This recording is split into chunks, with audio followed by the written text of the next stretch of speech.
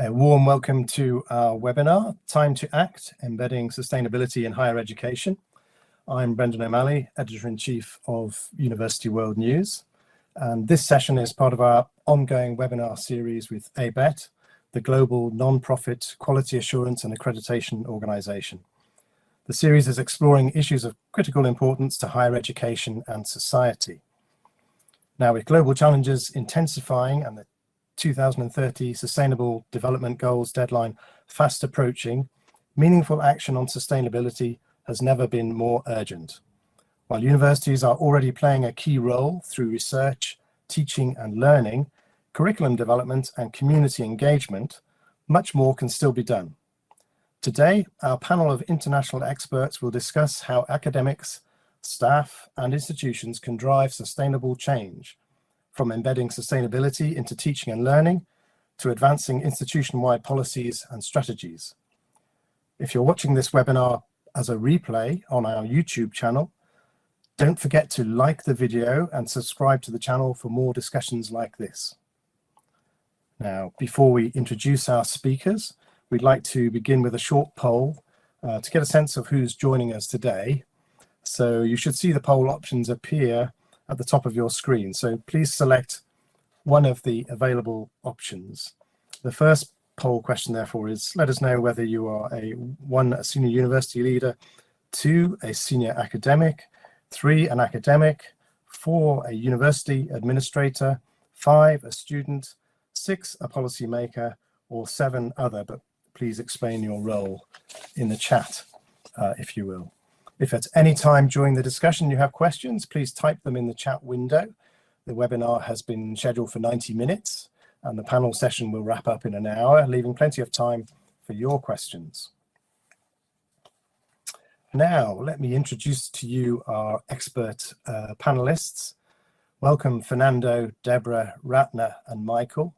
Thank you very much for joining us. Professor Fernando Reimers is the Ford Foundation Professor of the Practice of International Education at the Harvard Graduate School of Education, where he also leads the Global Education Innovation Initiative. And he is an expert in education policy, global education, and more latterly on aligning curricula with the SDGs. Hello, Fernando. And we have Dr. Debra Rowe, who is President of the US Partnership for Education for Sustainable Development, and a leader of the Global Higher Education Sustainability Initiative, a partnership between 10 United Nations entities and the global higher education community. Hello, Debra. And we have Professor Ratna Lindawati Lubis, a Professor of Economics and Business at Telkom University in West Java, Indonesia, and a Fellow of the SDG Publishers Compact of HESI. She is an expert in entrepreneurship education and strategic management. Hello, Ratna. Hi. And we have Dr. Michael Milligan, CEO of ABET, a global organization assuring quality in higher education through accreditation and assessment. ABET has led in integrating sustainability knowledge, skills, and awareness in its higher education accreditation standards. Hello, Michael. Hello, everyone. Happy to be here. And now we have the results of our first poll, which, if I can find them, so we have that found that 11% are senior university leaders, 24% are senior academics, 16% academics, 17% university administrators, 14% students, 1% policymakers, and 20% are none of the above, something else. So the webinar will take the form of questions to our 3 panelists in an interview format. Excuse me. And firstly, please could you each of you speak briefly about your current work and respond to the questions I'm about to ask you. Now, Fernando, much of your work focuses on transforming education systems to better equip students for a changing world. How has your recent work advanced the integration of sustainability and the SDGs into education, and particularly higher education? Yes, as you know, there are 7 ways in which my work relates to aligning education in higher education and other levels with the SDG. I was a member of UNESCO's panel that put together the report on the futures of education. As you know, UNESCO has 3 times in its history produced a report on the futures. And this one gives universities a seminal role in advancing the 2030 agenda. In fact, this is the only of those 3 reports that talks about higher education in every single chapter in the report. My own teaching at the Harvard Graduate School of Education is basically about helping my students develop competencies that can help them advance not only SDG 4, the education goal, but all the SDGs. And the way I do that is through project-based courses in which students work with government authorities as a client, helping them advance some education challenges that they're facing, and very much using the SDGs as a framework to do that. My own research on the use of the SDGs as part of strategies for innovation, for example, 2 recent papers, one published in Daedalus, the Journal of the American Academy of Arts and Sciences, looks at how universities advance climate change and sustainability. And another recent paper published in the International Journal of Entrepreneurship Education is precisely on how the SDGs can be used as a framework to stimulate innovation in higher education. At Harvard, I serve on a number of task forces, most recently the task force that developed a climate action plan for the university. And this is basically about helping my own institution be more responsive to some of the SDGs. And then my own work advising universities, very much my focus is on how do we make the universities more socially embedded, more relevant to the needs of society. And I find that the SDGs are a very useful framework to help advance those conversations. Lastly, I'll talk more about that later. I have designed with my collaborators an entire curriculum aligned with the SDGs that extends from kindergarten to end of secondary education, but a number of higher institutions have used the approach I followed to develop that curriculum to develop some courses. So those are some of the in which, through my own service at Harvard, engagement with the world, writing, teaching, and research, I relate my work to the SDGs and to sustainability. Thank you, Fernando. Debra, you have extensive leadership experience in education for sustainable development and green jobs. So please, could you tell us about the work of the UN Higher Education Sustainability Initiative, or HESI, and your role in it? Sure.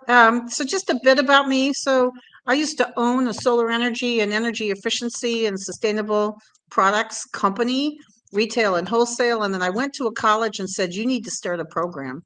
And so then spent 42 years teaching, but also helping other colleges and universities around the world integrate sustainability into their curricula. And so it was a natural that when HESI was formed 10 years ago, that we would join. So as president of the U.S. Partnership for Education for Sustainable Development, that's 20 years old and has 60 national higher ed associations and international higher ed associations all working on this. We found HESI to be quite useful. HESI is the Higher Education Sustainability Initiative. It's made up of individual higher ed institutions, but also global networks for higher education for sustainability, and also 10 United Nations agencies collaborating together. We have 6 action groups in HESI, and 2 of them have started this community of support. So please, for those of you watching it on YouTube, go ahead and write this down. Everybody else will also put it in the chat. We'll be talking about it more later. But what we find is there are a lot of wonderful resources that are out there, but those resources don't get followed up always with support communities. So we'll talk more about that. The 2 groups that I chair at HESI is the Education for Green Jobs group. It grew out of our work with UNEP and the Global Guidance Document on Education for Green Jobs.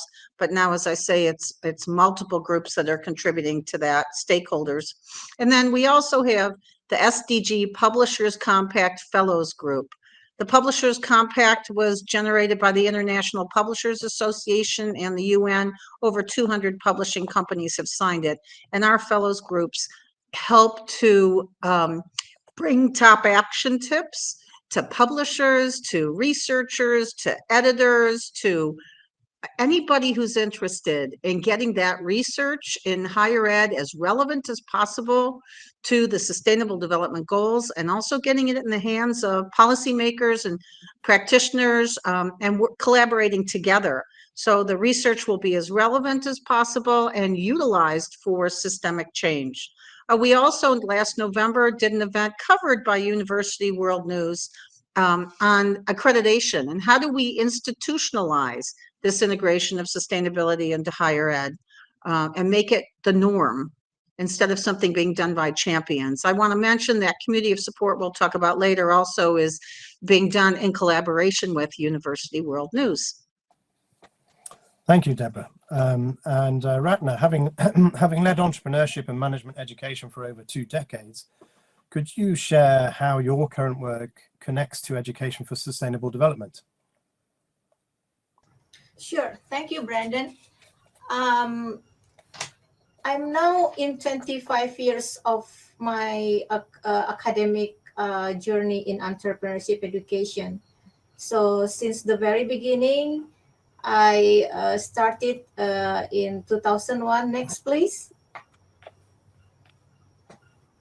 Yes, this one is my first presentation to my students in 2001. So at that time, I was in my probation period to be a faculty in Yayasan Pendidikan Telkom. Is the foundation from Telkom Indonesia. I'm sorry, this is in Indonesia, but this one I explained to my students that this is my paper that I adopt from my master degree from AIM. It's about how to make the entrepreneurship education to be part of their academic skills and life skills. And this one in 2019, me and my student was part of the socio-ecopreneurship project. It was part of the research from the Ministry of Education in Indonesia. So I started from the classroom, and then frankly, to be honest, I never knew about SDG before. So when I saw the logos of the SDG in 2017, I was amazed with the colorful image. And then since then, I tried to understand what is MDGs, what is SDG. So this one is part of my academic journey with the students into 2019 before the COVID. Next, please. And during the COVID, PT Telkom Indonesia, they designed the Inno Village for the student, because the whole campus, the whole students, we are in virtual learning. So in 2020, I sent my proposal. It was the first Inno Village project, but this one is COVID already finished. So this one, the third one, with the theme empowering young sociopreneur, collaborate with the state-owned enterprise. And this one with the master management students, we make a project-based learning for the upcycling with the community. And it was for the 3 months for the students, part of the semester. Next, please. And the last one in this year, this is the second time we collaborate with the University of Bergen. This is also coincidence. I just found it from the internet. And then this is the third time we joined with the Day Zero SDG conference. And this year we're talking about women empowerment with the community here in Bandung City, Indonesia. So we are now focusing on SDG 8.3 target as well as SDG 11, but the whole SDG 17, we also try to connect to the every material and learning progress in Telkom University. I think that's from me, Brandon. Thank you. Okay, thank you, Ratna. Michael, perhaps you can tell us about who ABET is and the organization's role in helping to shape sustainability in higher education. Sure. Yeah, very happy to do that. So ABET is an organization we've been around actually for 95 years. So we've been around for quite a bit of time, and our focus really is quality assurance in higher education and making sure students are ready to enter the workforce. And of course, part of that moving forward will be making sure students have the principles of sustainability as part of their their toolkit as they go off and solve these very big complex problems that they'll all be facing once they enter the workforce. As an organization, we're really focused on making the world a better place, and really one that, as we say here, is safer, more efficient, and more sustainable, again, as a result of the graduates coming out of our programs.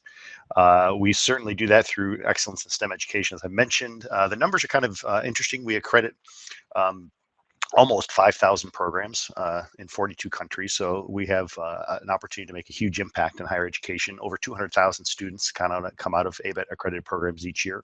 So again, our opportunity to influence those students, what they learn, what they experience, and then how they, their success that they enjoy when they enter the workforce is pretty significant. I wanted to show this slide right here because you can see this is our criteria out of our engineering area, and it's important to see that we actually call out specifically the elements of sustainability and sort of like the triad of the cultural, social, economic, and environmental sort of factors. And so what we expect are that the academic programs that produce the students coming out of our programs will have an opportunity to make sure students have an appreciation for and have an opportunity to practice incorporating some of these areas into their education set. It was interesting when I graduated in the early 1980s. There was nothing like this at all. My focus really in my capstone design class was really technical and a little bit of economic, but certainly not environmental, certainly not considering the cultural context or the how we fit into the world and so forth. So that's kind of where we are, and I look forward to talking a little bit more about ABET and our impact a little bit later in the webinar. Thank you, Michael. Now let's move on to our second poll question. You'll see it at the top. The question is, what are the biggest barriers to integrating sustainability skills and practices in your curricula and or across your institution? Please select up to 3 options from the following. 1, lack of staff training or awareness. 2, limited institutional leadership or policy support. 3, curriculum overload and or lack of space for new content. 4, insufficient funding or resources. 5, perception that sustainability is not relevant to all disciplines. 6, resistance to change and or institutional inertia. Or 7, something else, and please specify in the chat. Now we'll move to our second set of questions. Fernando, you've written about aligning education with the SDGs. From your global perspective, what are the most effective approaches for embedding sustainability into university curricula, not just as content, but as part of the educational mission?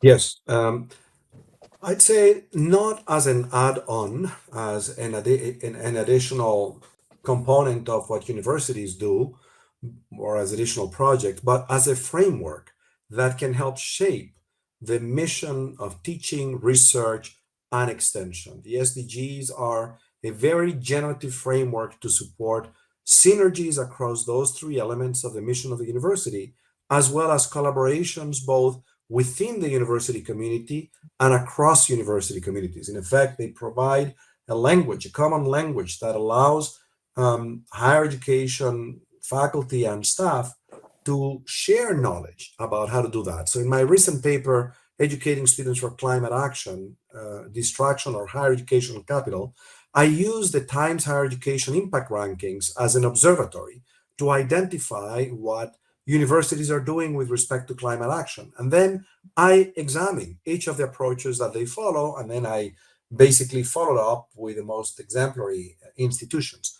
So the Monterrey Institute of Technology in Mexico, in my view, is an institution that illustrates very well what I have just described. They take the SDGs as a component of their mission, of their strategy, and then they look for ways to align everything that they do in research, in teaching, and so on. So what does that mean for teaching?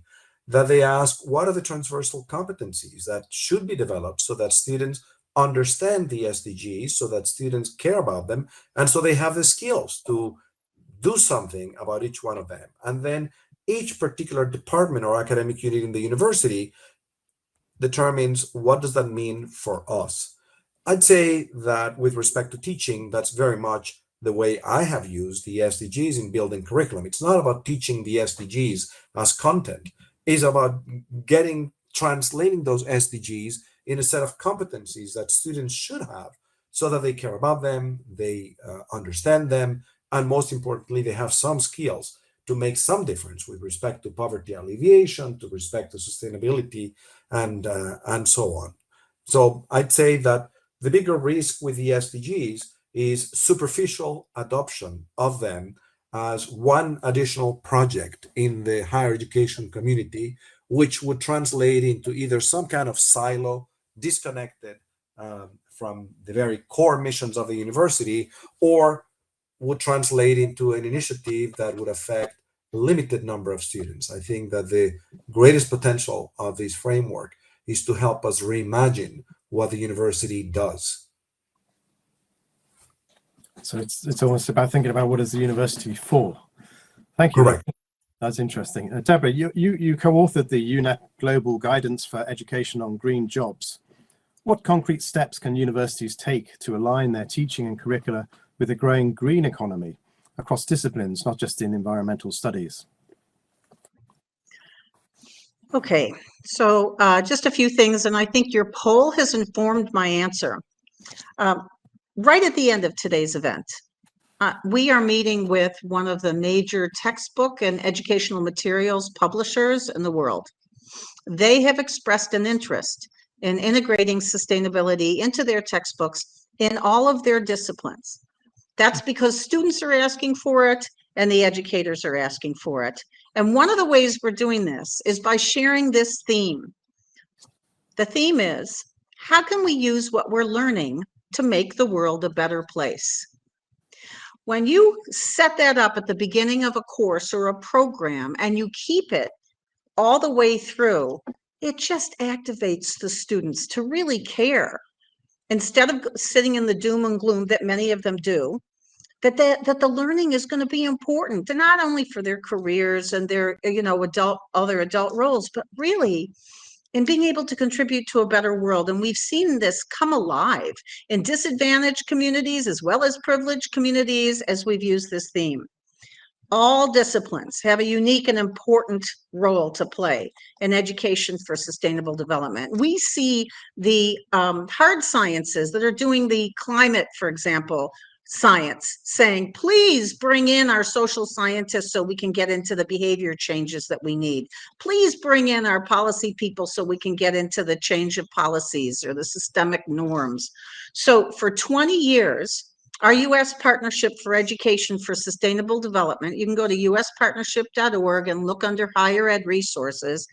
We've had these networks of higher ed associations. And one of them, called the Disciplinary Associations Network for Sustainability, has over 45 academic societies who for 20 years have been working on integrating sustainability into curricula. And we often get what I see in this poll. Oh, we don't have the staff training or awareness. So look, I went and did it with hundreds of colleges and universities. I don't need to travel anymore. I will give you my training materials on that bit.ly/Rowe resources sheet. You will find my contact info. Glad to share it with you. You can have the staff training for free. bit.ly, bit.ly/my last name, and then the word resources. And then another one is, oh, we don't have the institutional leadership or the policy support. So last November, we convened the accreditation agencies and the quality assurance agencies and gave lots of examples of how this is being integrated in to the requirements, like Michael has done at ABET. They were one of our main speakers. And then people say, oh, curriculum overload, lack of space, like Fernando was just talking about.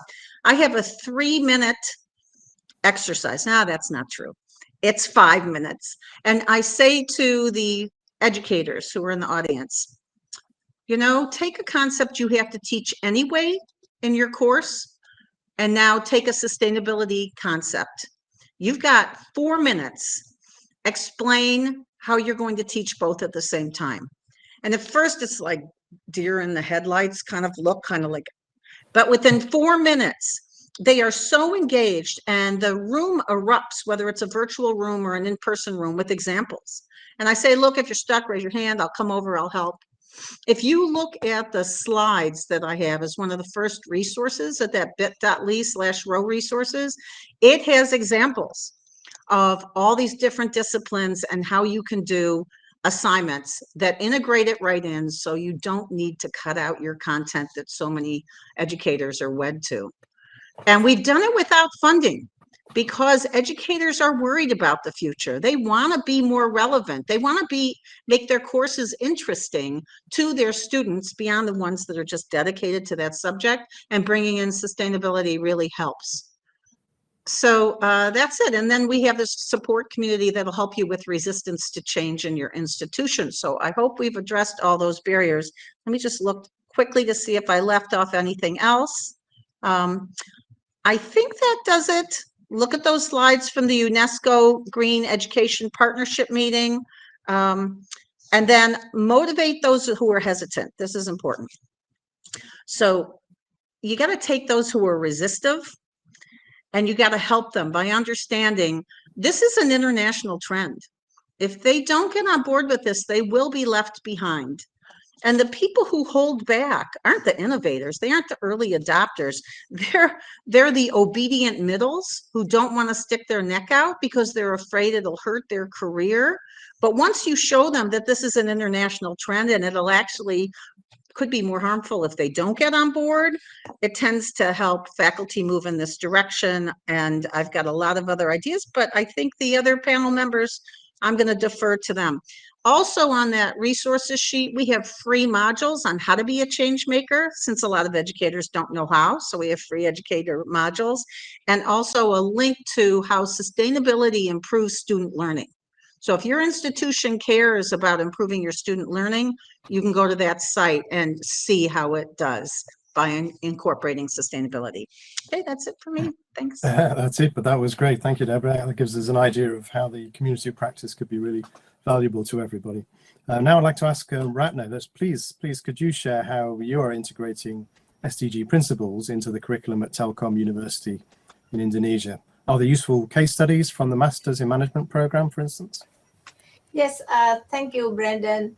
I think the milestone for me to be part of this SDG movement is since COVID, because since then, the students can make their project-based learning based on the many resources from the internet.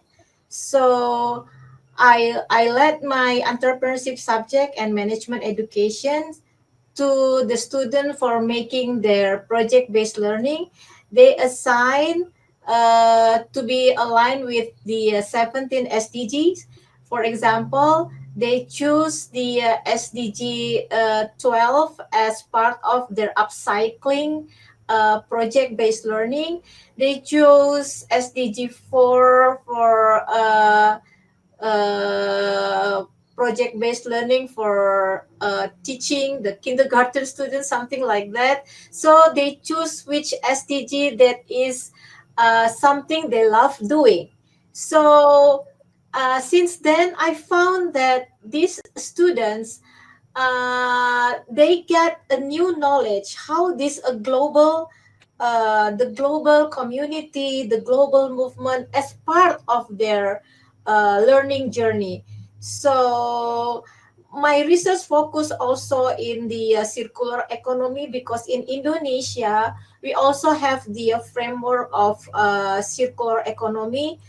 but it's not in my word, it's not popular to the students. So I'm the one who introduced the concept to the students and then put it as an assignment for them, and then give them the freedom to learn, to get all the resources from the internet, like Debra said. And I also I knew Debra during the COVID, so for me COVID-19 is also one of the milestone to move more faster and easier with the technology. And the last semester, we are now finished the semester. I teach business ethics, so we focus on SDG 8 for the economic growth, SDG 12 for the responsible consumption, and for SDG 17. So I chose case-based assignment, and then they're the one who find the resources, all the resources from the internet, all the free resources from the internet, and they're happy to doing that. Thank you, Brandon. Thank you, Ratna. Now, Michael, perhaps you can tell us what are some of the challenges that you see at ABET and elsewhere in fully integrating sustainability into student programs? Right. Well, I do think, Debra and Fernando kind of hit it on the head. First of all, we want to integrate these principles of sustainable design, because that's what we want students to do. Just, hey, this is a natural way to approach a problem. We have to consider, again, not just the technical economic aspects of design, but all the other aspects that are so important in getting something that is, certainly sustainable and has minimal impact on our environment and our way of life. I think one of the biggest changes is, it kind of shows up in this poll too, about the curriculum overload and lack of space for new content. I hear this a lot. We hire faculty that are experts in different technical areas, and obviously what they're trying to share with students, get students to learn, is critically important. And many feel that it's difficult to add on. And again, we heard, Fernando talk a little bit about the add-on. But I think the way to do this is to kind of naturally integrate. There are many, unfortunately, many examples of people in the STEM areas and engineering, for example, that made poor choices that resulted in catastrophic accidents, loss of life, and all that. And taking the time to consider some additional aspects in that process is so important. I know that. For example, I hear about ethics. Is ethics something that we should be teaching, integrating into our courses? Some have this philosophy that actually belongs to the philosophy department. Go teach the students over there. They'll get their ethics education there. But in fact, it's ethics that's applied to, in our case, engineering and STEM disciplines and their experiences there. One of the areas that we also get a lot of criticism for, somehow we're stifling innovation, and integrating sustainability into the curriculum will somehow, violate some aspects of, being our criteria, being successful and being accredited. And of course, that couldn't be further from the truth. We have many, many, many programs that are doing amazing things in the classroom and with their students, and really developing great professionals that are entering the workforce. So we really want to encourage that. One of the areas that we're going to talk about is partnerships a bit later, but I did want to just kind of make a call out for the Lemelson Foundation and their Engineering for One Planet toolkit. And that's something that's a resource, Debra had mentioned some as well, but the Engineering for One Planet is an excellent resource. They on their own have sort of mapped the ABET criteria to various activities that you can easily integrate into the curriculum. And so it's a peer-to-peer idea, where faculty have tried different activities in the classroom, in laboratories and so forth, and demonstrated the success, and then share that with other faculty to kind of encourage the same sort of things. It's freely available. Lemelson will provide it at, they don't even take your email address. They just want you to use it. So you can go to their website and download it. It's Engineering for One Planet. If you just Google Engineering for One Planet, you'll come to their website. You can download those toolkits and have a look. And I think it's a really nice way to sort of integrate many of these topics without having to stress about additional work or trying to make additional room in your curriculum or in your courses. So change is never easy. We all know that, but I think we don't, and especially when it comes to this area, we don't have a choice. Truly, our futures depend upon it, and I think it's critical that we help as much as possible. And so again, that's a resource that I'd recommend.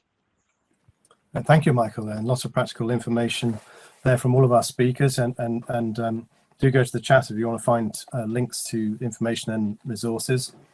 It's great to see that in the chat that we've got people from all over the world. I've seen chat from people in India, Sri Lanka, Uganda, South Africa, Brazil, Canada, US. It's great. It's a global community on here, all talking about sustainability.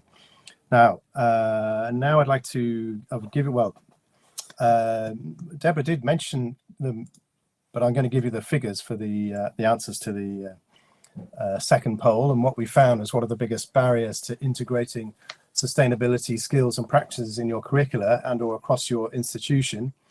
And lack of staff training or awareness was 55% said that. 41% said limited institutional leadership or policy support. 44% said curriculum overload and lack of space for new content.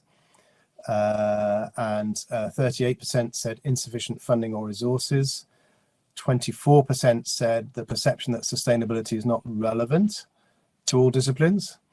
And 35% said resistance to change and or institutional inertia.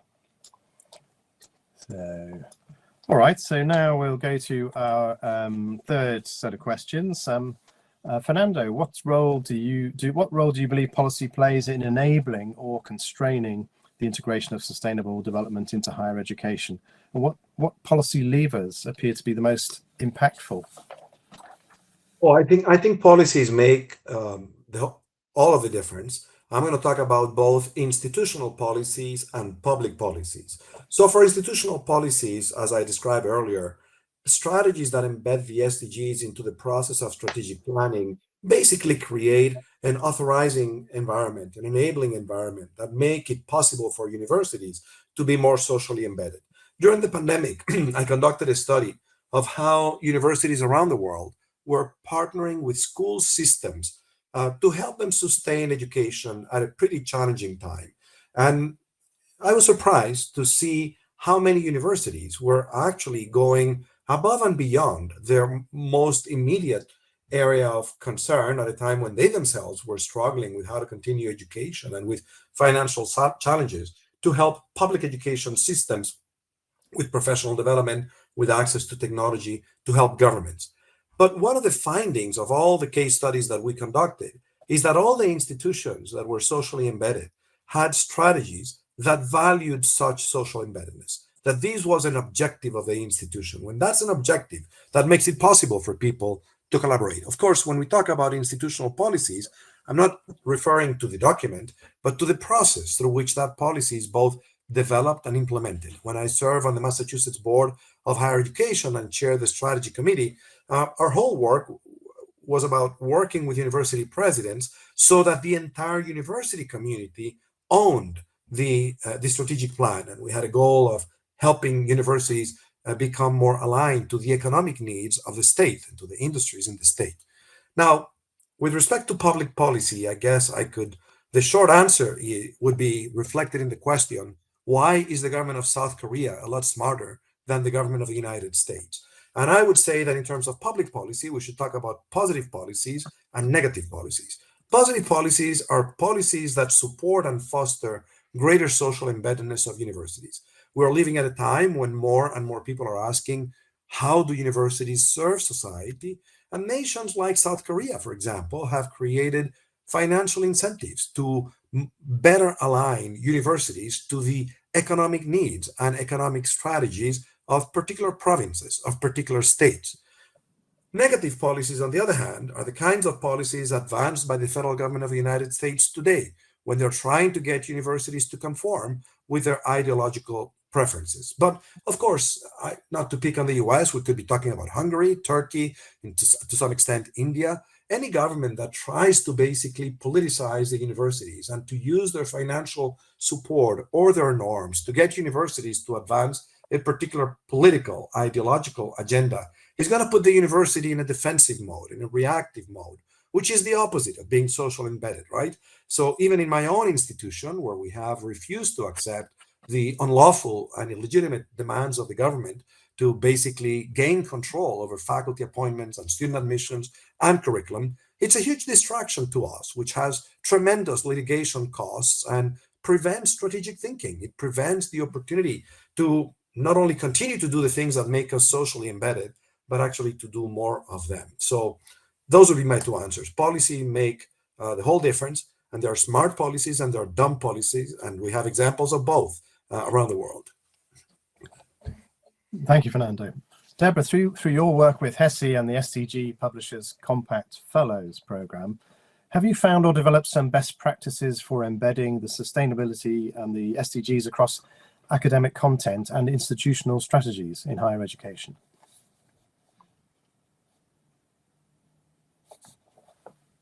Yeah, thanks for the question, Brendan. There's a lot, right? There's too much for me to talk about here. So I go back to come to the community of support, share with us what you need, and we will be there to share resources, but we're not going to talk at you. You know, we're going to have you in real time, interactive, help you unstick your stuck places. And that will help move this forward for all of us. But just some tastes, okay? One is a commitment that all students should be educated in sustainability, our societal challenges, and how to engage in solutions beyond just at the individual level. It should be embarrassing. It should be shameful to give out a higher education degree that doesn't include a review of our key sustainability challenges and opportunities and ways to engage in solutions. As I said, we've worked with so many higher ed institutions providing professional development. As we do that, though, they'll come in, they'll say, come and train our educators. And I'll say, okay, but I want somebody there from the mayor's office, the Chamber of Commerce, your key charities, your environmental groups, because we want to connect our educators to communities and to policymakers so students can work on real world projects, so they can practice how to be change makers. And we found that that helps engage students, helps them learn more. Go back to that sustainability improves student learning resource that I've got listed. Also, listen, that resource sheet, it's not comprehensive. It doesn't have everything, but it's just some good ones to get you going. We also need, you said about institutionalizing it. Of course, put it in a textbook, right? And then you get 100,000 students maybe each year or each semester that are being exposed to this. That's great. But it's also the teaching and research around sustainable development goals should be in job descriptions, in promotion incentives, in policies, like Professor Fernando said, and also in budget. Although it can be done without budget, it helps when it's integrated in with the budget. I also want to point to STARS. STARS is the sustainability tracking and rating system, once again on that resource sheet. It's from ASHE. ASHE is the Association for the Advancement of Sustainability in Higher Ed. This tracking and rating system lets you do self-assessments of how your institution is doing. And it also lets you benchmark, compare with other institutions. They also have a resources hub. It's got over 13,000 resources on integrating sustainability. And it's not just into curricula, because students notice how the operations are run, what's part of their student life, what goes on in their housing. And so we have in our networks, presidential, chief academic officers, associations for facility directors, student life, community partnerships, because they all have a unique and important role to play. In our professional development that we've done, the educators, by the time they walk out, have community-based projects as assignments that they can put into their courses, and that will really empower the students to practice being change agents, to reflect on what skills they want to build next. Of course, University World News has this SDG hub, so that's a good place to go as well. But I'll leave you with this. One of my favorite best practices, particularly for new faculty who are like, I don't want to give up any time on my stage. Have you met any of those? I have. And so what we say to them is, okay, as an assignment, have your students create positive scenarios for the future of society using the concepts that you're teaching them. How did we get from today to this positive future? And then have the students present the positive future. And we did this for years across multiple academic areas. All the positive scenarios pretty much look the same. there's this kind of shared collective unconscious maybe, but it's exciting not only to do that assignment, and it doesn't take any time away from the professor's stage, but it also, we then ask the students to reach out to the organizations that are working on these positive scenarios for the future and come in and do a positive futures fair and talk about volunteer and career opportunities. We really need to get better at career advising, at connecting students to these career and volunteer opportunities. And so that's one of my favorite best practices, but there are so many. I also want to point to EPICN, EPICN.org. They have a model on how to engage with communities and a project library. Thank you, Debra. Thank Lots you. of good leads there. Ratna, you're an expert on entrepreneurship education. What role might entrepreneurial thinking play in nurturing student-led sustainable innovations, particularly in emerging economies like Indonesia? Yeah, thank you, Brendan. The entrepreneurship education in Indonesia is also part of the government program, but sometimes the students are very hard to do their startup business. So in this challenge, I asked the students to be part of my community-based practice program. So they will part of the solution for the society. And then they also use the platform from the many platform from the technology. So they can use the YouTube as their showcase for their assignment. And they also can use many kind of platform, because we know that the young generation is now very happy with the social network. So we use the technology as part of our showcase to the assignment for the student. And one of the challenging for us is the language. Sometimes the students feel shy for talking in English because they are here in Indonesian language. So, but then we have no technology for the translator, and also they can use the many kind of the discussion forum. And one of the resources that I use now, I got also from Debra, is from ICLI. ICLI is one of the case studies model for the whole cities in Indonesia, because I'm now part of the research focus on the city planning. So I think that's it from me, Brandon. Thank you. Great, thank you, Ratna, very helpful. Michael, does ABET work with partners to help facilitate the integration of sustainability into higher education? Most certainly, yeah, we certainly do. And you know, I always think about that saying that says, if you want to go fast, go alone. If you want to go far, go together. And I think now more than ever, we need to partner and develop strong partnerships. I think this webinar is a great example of that. You know, the path to a sustainable world is going to be a long and complicated one. So the more that we can leverage each other, certainly we're going to be for the better. Certainly, if you look at the SDGs, SDG 17 is partnerships, right? And I think of all the SDGs you look at, certainly climate change is critical and all that, as well as so many of the others. But without the partnerships, we're not going to make a lot of progress. We work with the University World News. You know, we heard a little bit about the SDG Hub already, and certainly you're one of our partners that helps us kind of talk about, you know, some of the changes and so forth, and how we can help implement an integration of sustainability into higher ed in general. So working with your organization certainly makes a difference. We have a number of like organizations, quality assurance organizations around the world that we have direct agreements with. We have through what we call our accord agreements. We have in the engineering area 26 partners in pretty much every continent. And why that's important is because we've agreed that, hey, you know, when students graduate, they have to have some exposure to the various topics, and sustainability is incorporated into all of those. So we have a good sense that, you know, I shared our criteria, what it looked like early on, but similar sort of things happen in other parts of the world, and whether it's in Europe or it's in Asia or it's in, you know, South America or whatnot, we have confidence that students are having some exposure to some of these topics. I think from the accreditor's point of view, we're in a unique position because many of us, or many would see us, I suppose, as sort of as regulators.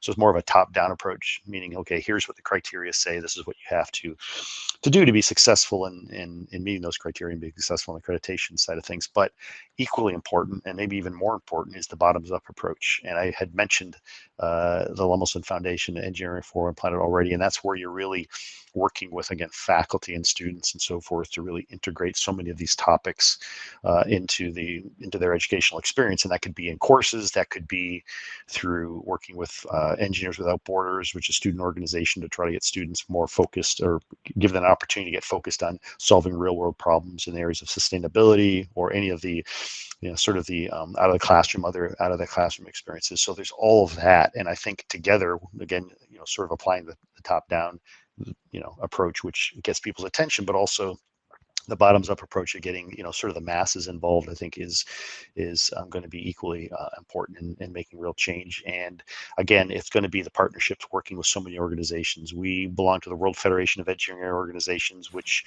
were key contributors to developing the SDGs in the first place. So we are plugged in there, working with all kinds of organizations there, the Global Engineering Deans Council, the International Federation for Engineering Education Societies and so forth, and similar organizations, again, all trying to make the world a better place through their individual efforts. So again, I can't stress enough the importance of partnerships. And again, I think today's a great example of that. It is, yes, and we're very grateful for your support. It has enabled us to put on this event, and has also helped us build up our coverage of education for sustainable development. It's much appreciated. So now I'm due to give you the answers of our third poll question, but realized I haven't actually asked it yet. So I'm going to ask the third poll question and tell myself off at the same time. The third poll question is, what are your institution's priorities for SDGs integration?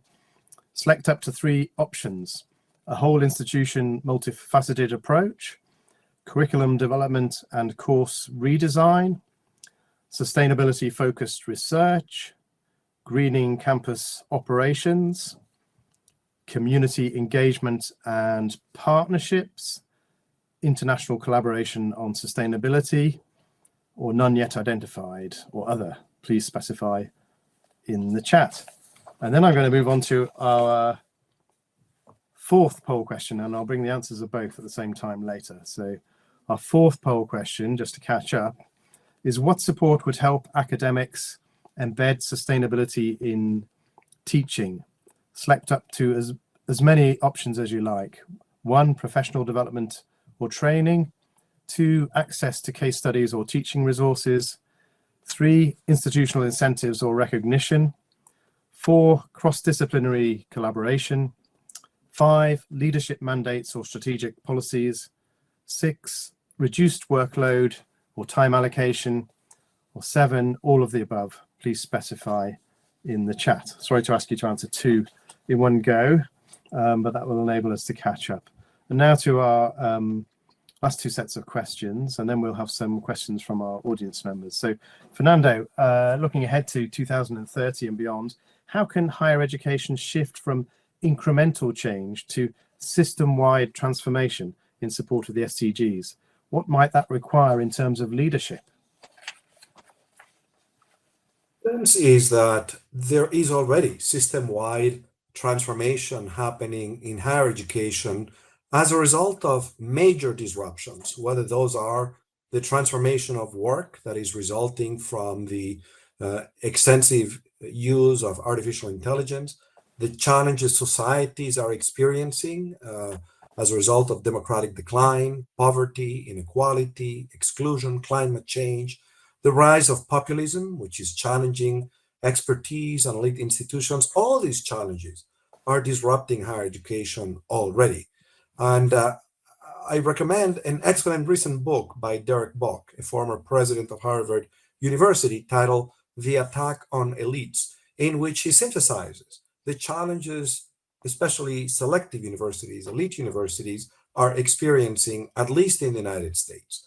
So the question isn't whether there is system-wide transformation, is in what direction is that transformation taking place, and is there a way in which leadership can steer that transformation towards a world that is more inclusive, in which we relate to each other in peaceful ways, and in which we relate to the planet in a way that is sustainable.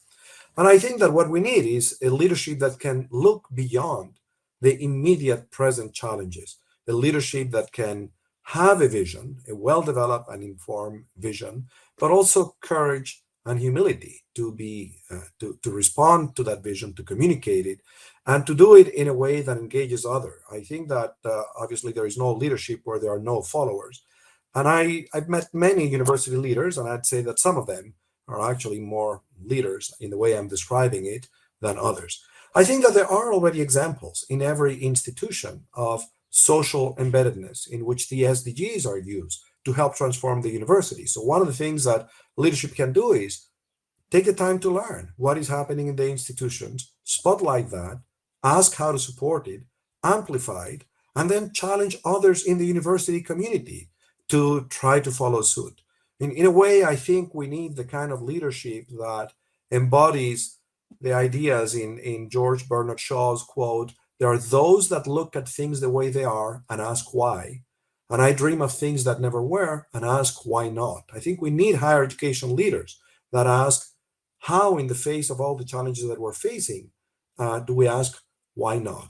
But I have no illusions. This is certainly in my institution a blood, toil, tears, and sweat moment, to use the words of Winston Churchill. And I think that, at least in my institution, given the attacks of the administration of President Trump, we're all clear that for the next 4 years, every day is going to be more challenging than the last day, and less challenging than the next day.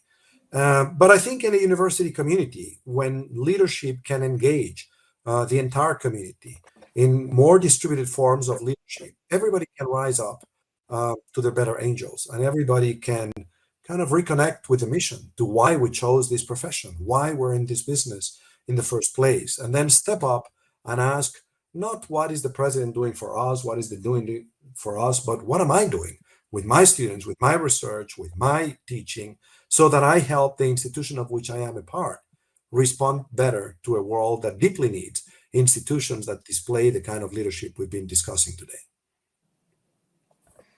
Thank you, Fernando. Debra, from your national United States and global vantage points, what do you see as the most urgent actions that higher education institutions should take to prepare students for sustainability challenges and opportunities in the future world? I just want to add on to what the professor just said, which is presidents and rectors are often focused on just getting money for their universities. And so anytime I would go and do professional development, I would start with, what do you care about? And what do you want to accomplish in the next year?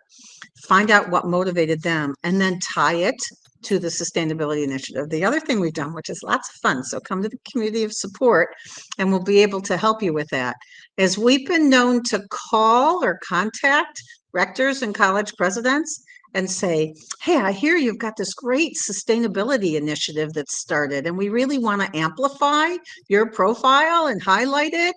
And so we just wanted to talk to you about it and get a quote from you. And that really tends to make that president more aware. That we also work with associations. So the International Association of Universities, IAU, there are 6 presidential provosts, chief academic officer associations in the US. There's a network in Africa, which is very active.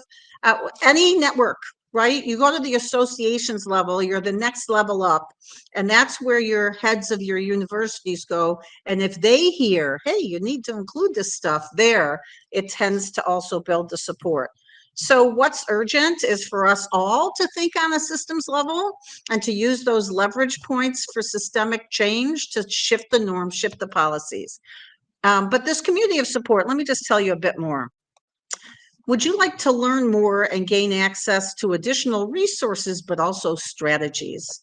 So the community is going to meet regularly, and you can sign up there to receive the invitation.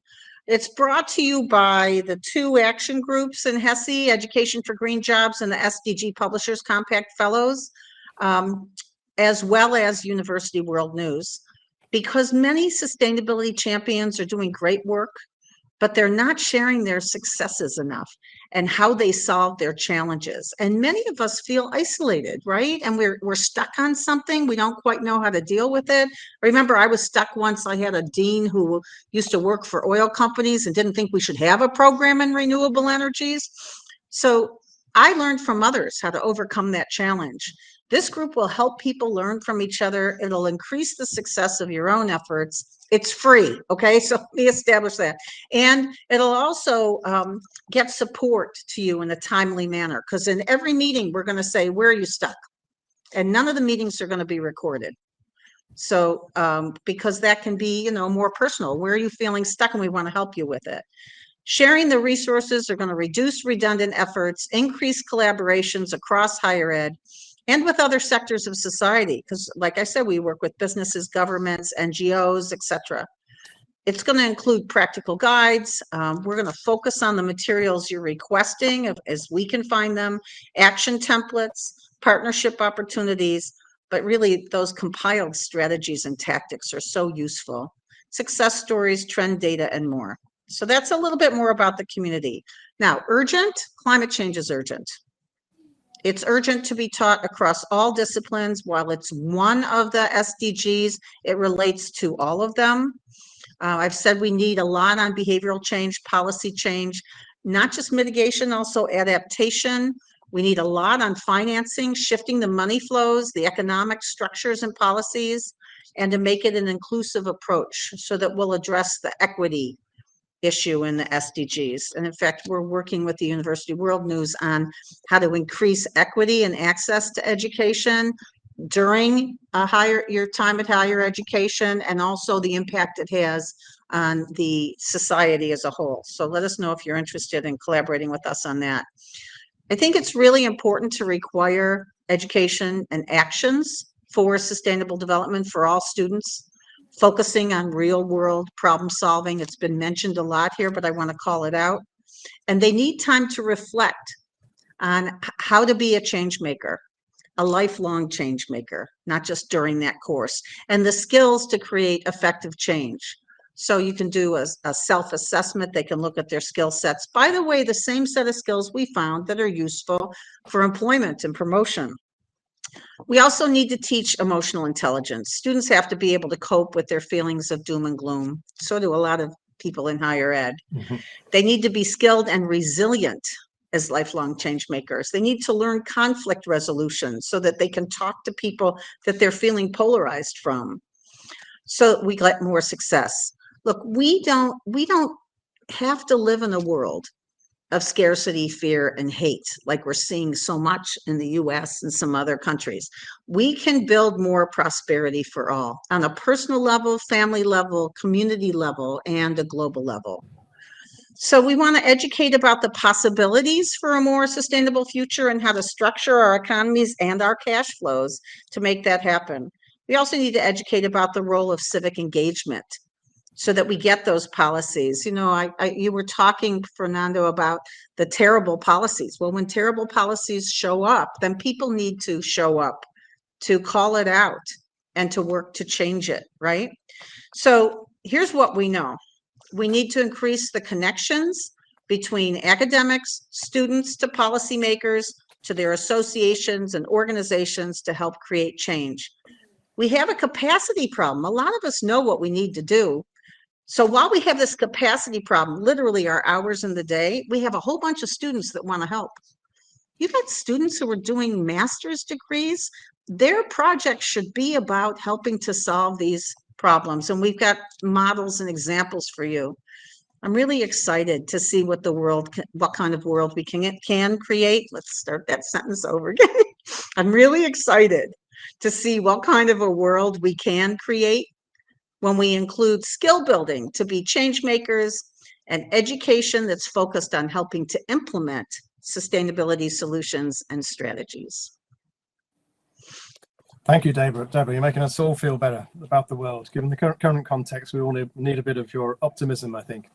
Now, Ratna, as a fellow of the SDG Publishers Compact and HESI as well, what advice do you have for institutions seeking to scale up sustainability efforts, particularly around knowledge sharing, capacity building, and local global alignment?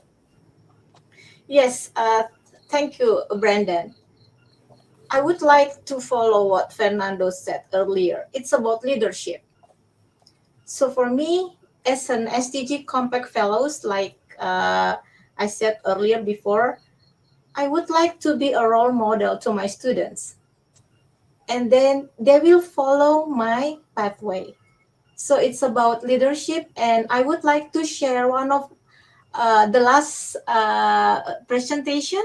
This is the model that I found when I did my doctorate doctor program uh, 10 years ago, 20 yeah, 12.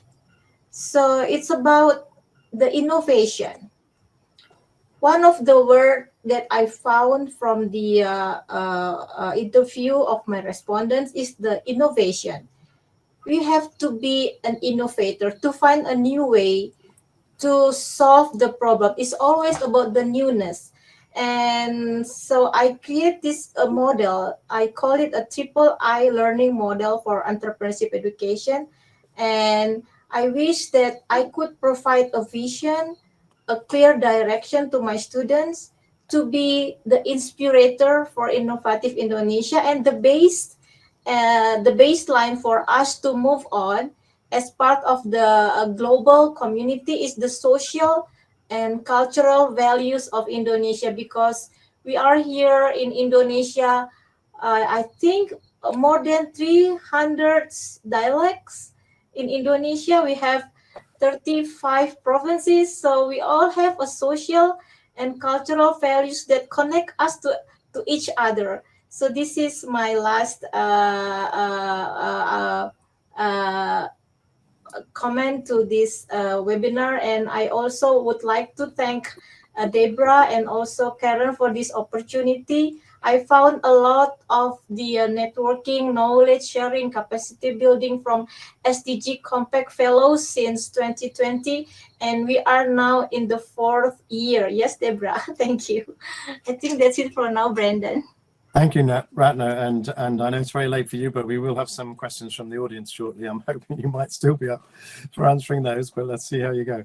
But Michael, perhaps, as we're coming to the end of the questions to the panelists, perhaps we could end by asking you if you could leave the audience with one challenge or thought on how we can make significant progress in advancing sustainability topics in higher education.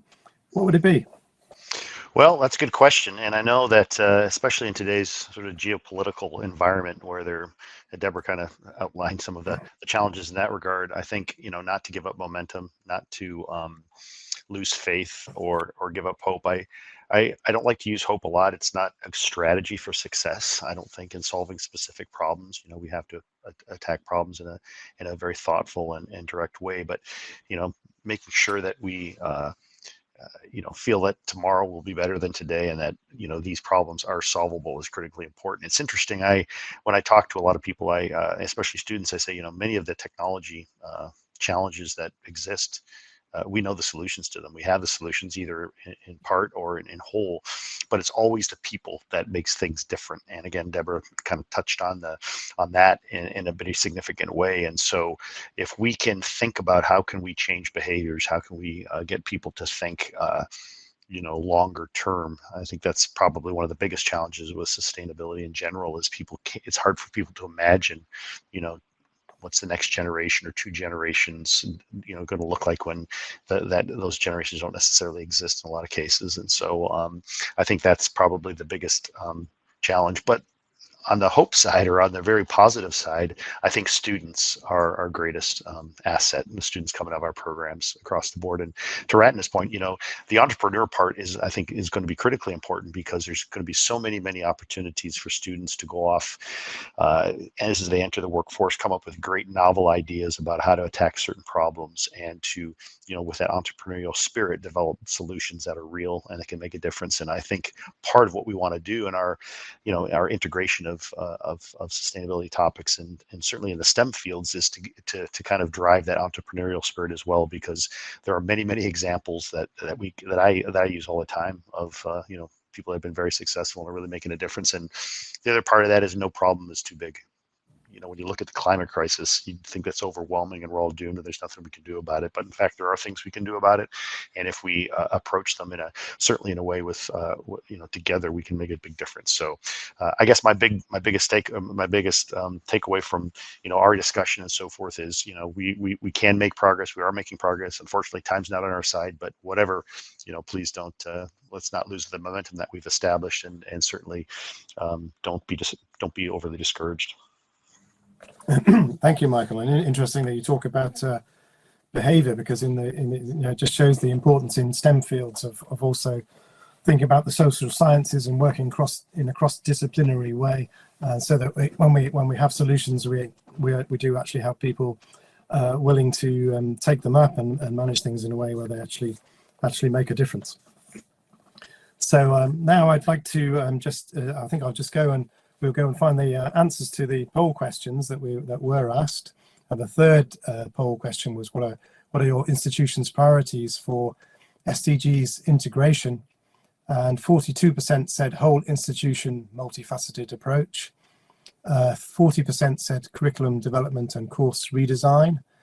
37% said sustainability focused research. 48% said greening campus operations. 39% said community engagement and partnerships. That's a good high figure. 23% said international collaboration on sustainability. And 23% said none identified yet.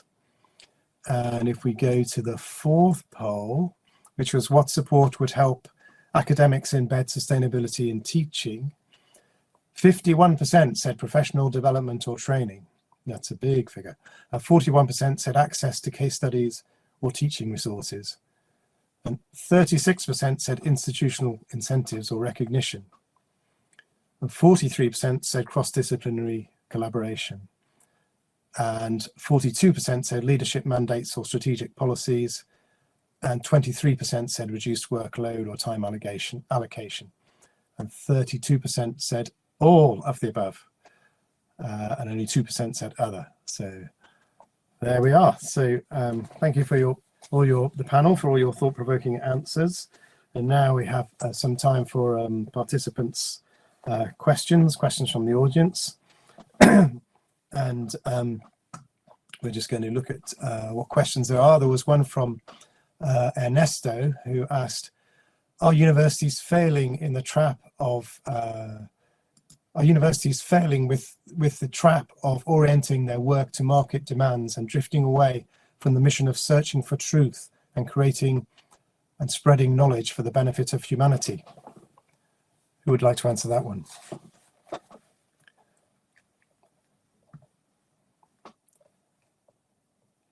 Fernando?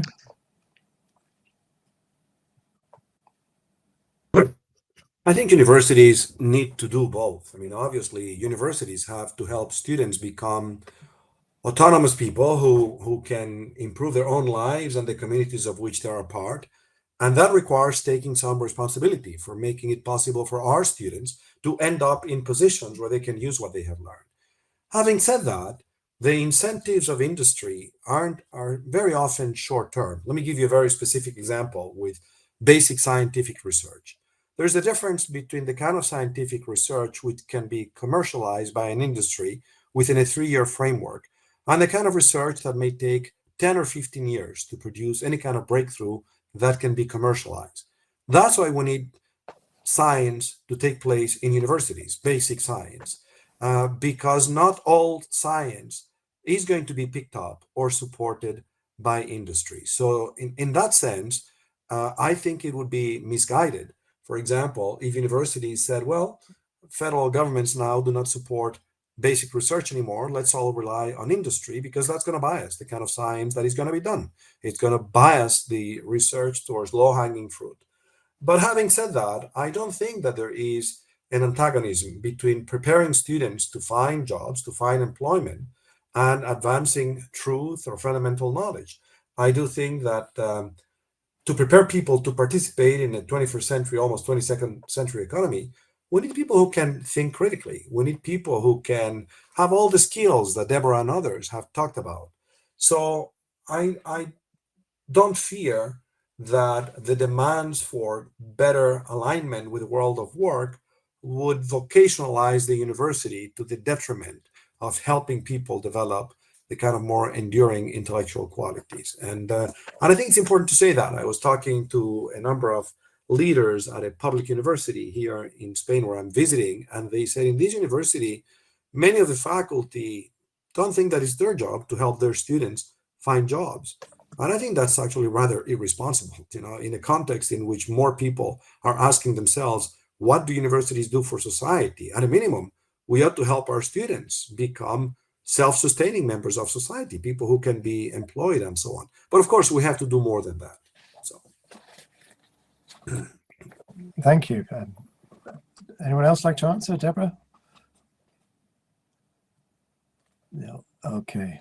I think career advising is pretty bad across the world, and I think we need to get better at it. So here I had this program for 42 years, and my own academic advisors kept forgetting it existed. I've had to work with associations of career advisors. 12 years ago, I did a front page article for the National Association of Career Advisors. And it was amazing what they don't know because they're busy, right? And they're trying to figure out careers across all areas. So I think leadership needs to be better at getting career pathway information to students.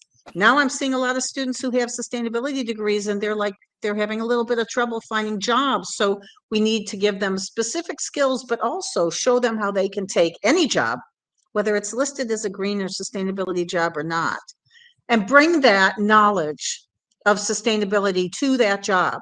I've seen all sorts of students who graduated, who went on to take a job that didn't list that, but all of a sudden they created the sustainability committee at their company. They started with low-hanging fruit that showed some ways to save money, and then from there built into a ethos, a value system that matched the values of the company to be a more sustainable company, to capture the extra market that you can get when you show yourself that way to the world.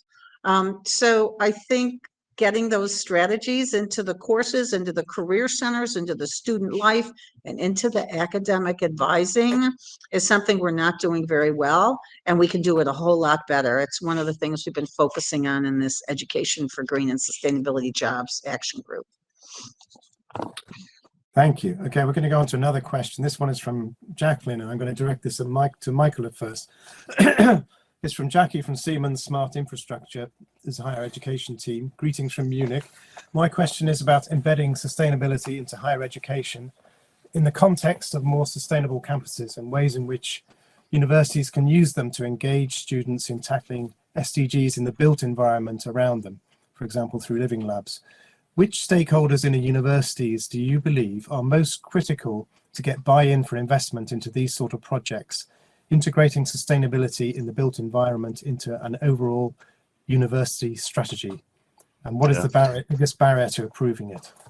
Well, we've heard already about leadership and the importance of leadership. And I just actually came back last week from a conference, the United Kingdom Engineering Education for Sustainable Development at King's College. And King's College has adopted from the very highest level a commitment to a sustainable campus, sustainable programs, incorporating all aspects of sustainability into everything from the dining halls and how those are managed into the curriculum and everything else. And so they see that as, necessary, but they also see it as, this is where education is going. This is where education needs to go, and this is what students need to be exposed to. And so living it as well as learning it, of course, is going to make a huge difference if you have the opportunity to not just read about things in textbooks and talk about it in the classroom, but experience it all around you. It makes a huge difference. So, unfortunately, fortunately, I guess it depends how you look at it, but it's going to be leadership at the highest levels have to really really buy in. And I think though that leadership is also very responsive, and I think certainly everyone on campus has an opportunity to help influence what those look like. Back that earlier question about industry, one of the things that ABET's always been involved with is responding to industry, and much of our criteria, just like I showed at the very beginning of our webinar, it was the great input from industry is helped develop all of that. And so, that is a driving force for certain, and students pay attention to what employers want. Programs pay attention to what employers want, and again, that's a leadership opportunity for them. But certainly at the institutional level, I think getting people to commit to it at the highest level is so important. That's how you're going to make real change in a very timely manner. Thank you, Michael. And Ratna, we have another question, but perhaps you could follow up on that last one as well. But another question: universities in the global south. This is from Harry. Universities in the global south are unlikely to contribute to sustainability and are compelled to follow what the leading universities guide. So what next? I'm not sure you'll agree with this. I wonder what, perhaps you could tell us how your university or how universities in Indonesia are leading on sustainability and how they might be using their work on sustainability in their own campuses to introduce these kinds of skills to students. Thank you, Harry. I think the technology is the solution for us to connect with the global south and the global north. But sometimes the challenge is the time difference, because like tonight I asked the student to join the webinar on live, and then they said, "We are sleepy, ma'am." Okay, but then we have YouTube. They can hear our conversation on YouTube. So I don't think that the global south and the global north is now we have a gap, because we are now with the using of technology, we can make a conversation. And for me, the most important thing is to do the conversation, to discuss, to iterate, to share the failures, and then to share the hope.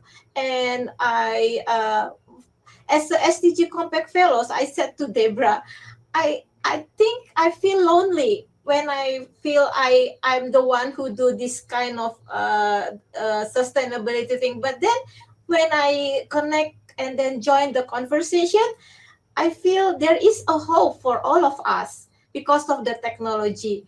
And also the language barrier is also one of the challenge for us. But then we can use the interpreter and then the Google translator. So and also the AI. So it's very easy for us to catch up the gap between the global south and the global north. But the first question is the commitment. Are you ready? I think that's it, Brendan. Thank you. And Fernando, sorry, I hope I'm not being unfair in directing this to you, but I thought, following up on that, as one of the most elite universities in the world, with Harvard, how are you working with partners in the global south, and how does working with partners in the global south enable your students to better understand how to co-create agendas with people in these very different settings and help them achieve change? Oh, there are multiple ways in which we do that. They vary by schools, they vary by programs. I will give you a few examples. I've been involved leading an initiative that builds leadership capacities of ministers of health, education, planning, and finance in sub-Saharan Africa, involving multiple academic units within Harvard and other institutions in the continent. And our main partners in that case are governments themselves. So that's one of many examples I could provide. In terms of my own research, for example, the Global Education Innovation Initiative, that's essentially a collaborative of academic research centers in 20 different countries, where we're doing research on how to transform the goals of public education systems and how to build the capacities of teachers and others to enact those goals. But none of what I'm describing is exceptional. It's the way in which we do the work in partnership with others. I'll tell you one way in which we do not do it, which is popular in many places. I've known many universities that are very keen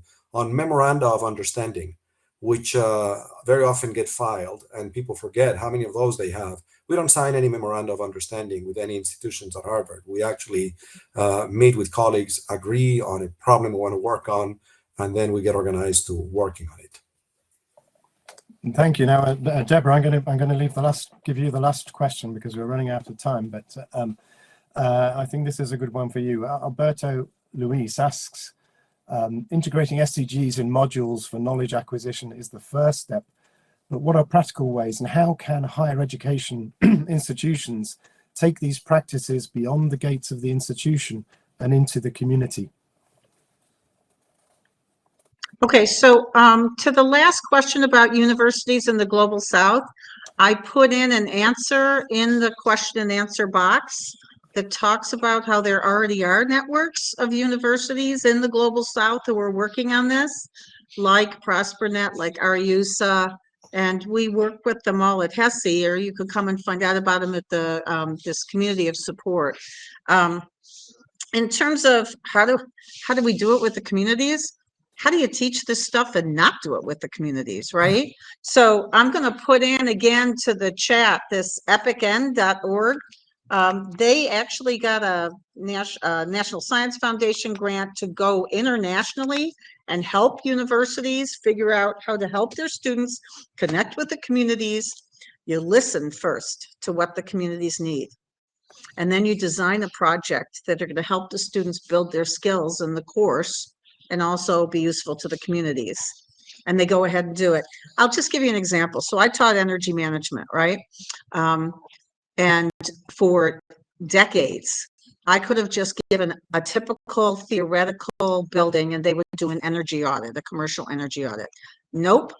I had them go out into the community and say, I have a free energy audit that I can do for you. And they ended up doing that on senior citizen centers, on city offices, nonprofit organizations, those places that needed to reduce their utility bills, but really didn't have access or funding to have that energy audit. And then it also generated business in the community. We also held the first green building conference in our region. And oh my gosh, I mean, really, seriously, that was like 35 years ago. But the year after that, all these architectural and engineering firms all of a sudden were applying for certifications for their buildings and changing the way that they were doing design and able to explain to their customers why this was important. So what I say is the best education is real world problem solving education. I will put, I know it's on the set of resources, but I'll put, you can just Google in sustainability, improve student learning. But you, here's, I think that's the link to the CISL website.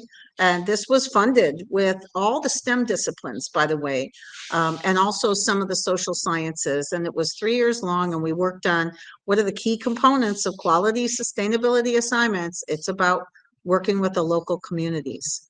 So that's a short version of it, but I'm excited to hear people are interested in it because it really transforms both the students and the communities. But what's key is take your solutions and scale them up. Don't just keep it local. Scale it up so that we can get to the level of implementation of solutions that we all need. Thank you, Debra. And of course, join our community of practice and help us scale good solutions up and help everyone help each other. So thank you, everybody. That's been a really interesting conversation, a masterclass from some expert speakers and lots of good ideas and links for helping people move forward. Fortunately, our discussions must end now, but I'd like to thank all our participants for attending this webinar and all our speakers for their rich and varied thoughts, especially Ratna for staying up so late to talk to us. Really appreciate it. But thank you very much indeed, Fernando, Debra, Ratna and Michael. And thanks to ABET especially for partnering with us in this webinar. We really appreciate your support. And as mentioned, this is the third in a series of UWN ABET webinars, which are combining the high-level thinking that engages scholars with hands-on advice that will help them to navigate their work in higher education in a time of uncertainty. And I think we can all agree we're in one of those times. And a recording of this webinar will be available. University World News will send a link to this recording out by email to all the people who registered for the webinar. And the recording will also be available on our YouTube channel. Just search for University World News on YouTube.